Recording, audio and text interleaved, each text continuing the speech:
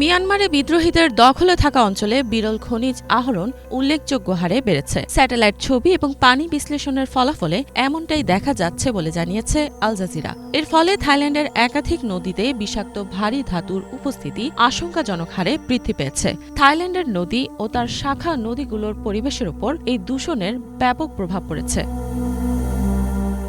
বিশ্বব্যাপী বিরল খনিজের পরিশোধনে চীন শীর্ষস্থানীয় হলেও এই খনিজের একটি উল্লেখযোগ্য পরিমাণ তারা তাদের প্রতিবেশী দেশ মিয়ানমার থেকে আমদানি করে থাকে। বহু বছর ধরে এসব খনি স্থানীয় পরিবেশ এবং মানুষের স্বাস্থ্যের ওপর গুরুতর প্রভাব ফেলছে। মানবাধিকার সংস্থা SHRF এর মুখপাত্র জানান, খনন কার্যক্রম শুরু হওয়ার পর থেকে স্থানীয় জনগণের নিরাপত্তা নিশ্চিতে কোনো পদক্ষেপ নেওয়া হয়নি। খননকারীরা পরিবেশ কিংবা নিচের দিকে অবস্থিত থাইল্যান্ডের বাসিন্দাদের প্রতি কোনো ধরনের দায়িত্বশীল আচরণ দেখাচ্ছে না।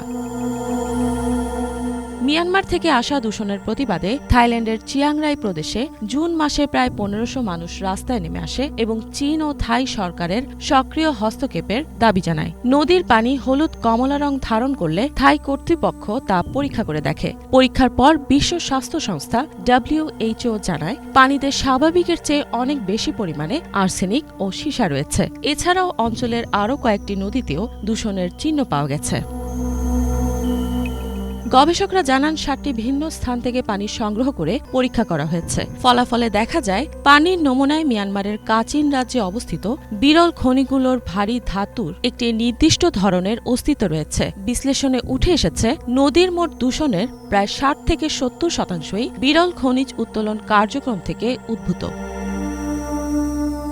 এই খনিগুলোর বেশিরভাগই এক বিদ্রোহী গোষ্ঠীর নিয়ন্ত্রণাধীন। মিয়ানমারের সেনাবাহিনী চীনের সীমান্ত ঘেঁষে এসব অঞ্চলে প্রবেশ করতে পারে না। স্যাটেলাইট চিত্র বিশ্লেষণ করে দেখা গেছে, সাম্প্রতিক সময়ে চীন ও থাইল্যান্ডের সীমানার কাছাকাছি এলাকায় প্রায় 28টি নতুন খনি পাওয়া গেছে। ম্যানচেস্টার ইউনিভার্সিটির গবেষক প্যাট্রিক মেহান জানিয়েছেন, মিয়ানমারে খননকারী কোম্পানিগুলোর কার্যক্রমে পরিবেশগত প্রভাব মূল্যায়ন বা তদারকির কোনো ব্যবস্থা নেই। এর ফলে পরিবেশ দূষণের সম্ভাবনা খুব বেশি।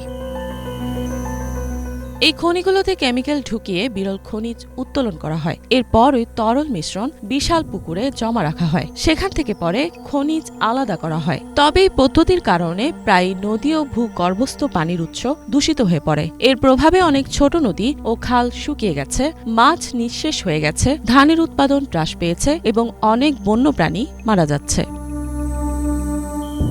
এই সমস্যার সমাধান করতে থাই সরকার চীন ও মিয়ানমারের সঙ্গে একযোগে কাজ করছে। বিশেষজ্ঞদের মতে, বিশ্বব্যাপী প্রযুক্তি এবং সামরিক খাতে ব্যবহারের জন্য মিয়ানমারের বিরল খনিজের চাহিদা দ্রুত বৃদ্ধি পাচ্ছে। চীন পরিবেশগত কারণে নিজ দেশে খনিজ উত্তোলন হ্রাস করে এখন মিয়ানমার থেকে বেশি পরিমাণে এসব খনিজ আমদানি করছে। 2023 সালে মিয়ানমার থেকে রেকর্ড পরিমাণে বিরল খনিজ আমদানি করেছে চীন।